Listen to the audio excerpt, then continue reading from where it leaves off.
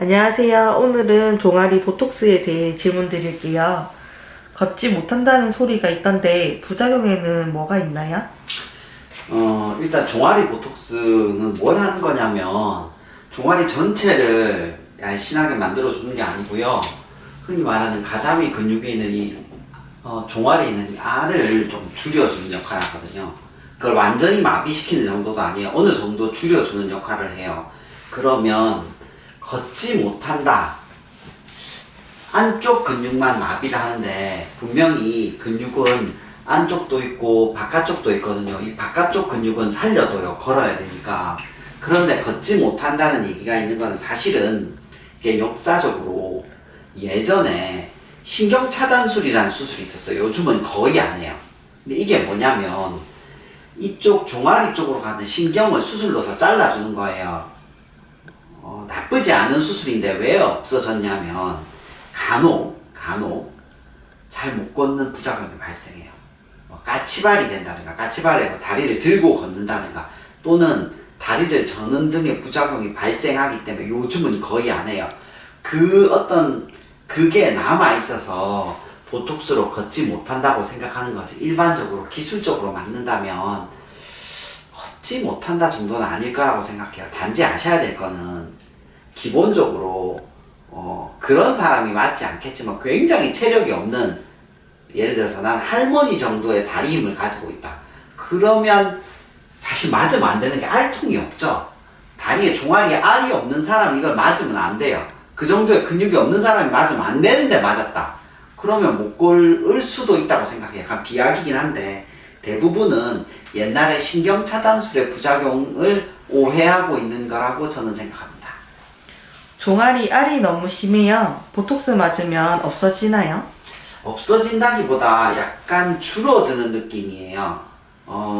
이걸로 완벽한 효과를 기대하지 말고 약간 60% 정도 줄인다는 느낌으로 맞으시면 괜찮거든요. 그리고 아셔야 될 게 언젠가는 제가 보톡스를 보여드릴 텐데 보톡스는 몇 유닛을 사용하는지에 따라서 결정이 돼요.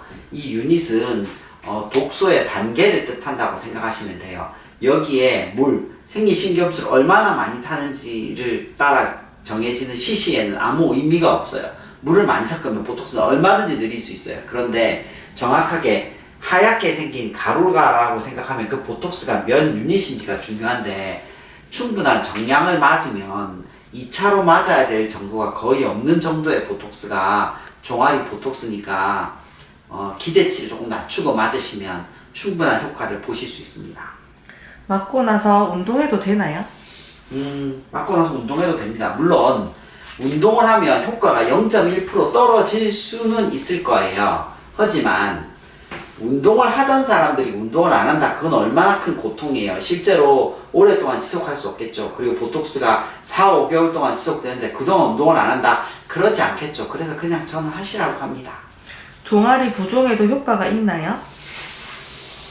여러 의견이 있을 수 있는데 저는 효과가 없을 거라고 생각을 합니다. 왜 그렇게 생각하냐면 얘가 근육을 조금 줄여준다고 해서 혈관 혈액순환이 얼마나 잘 될까요? 첫 번째로는. 그 다음에는 보톡스라는 건 조금 다른 얘기로 혈관 확장제입니다. 혈관 확장시켜요. 그러면 그게 어떤 큰 효과를 줄 수 있을 것처럼 얘기하기도 하는데 하지만 그 혈관 확장제로서의 효과를 생각하기 전에 보톡스라는 게 독소라는 게 중요해요. 보톡스는 너무 이상하게 맞으면 생명을 위협하게 할 수 있는 거죠. 그래서 혈관 안에 막 넣을 수 있는 약 자체가 아니에요.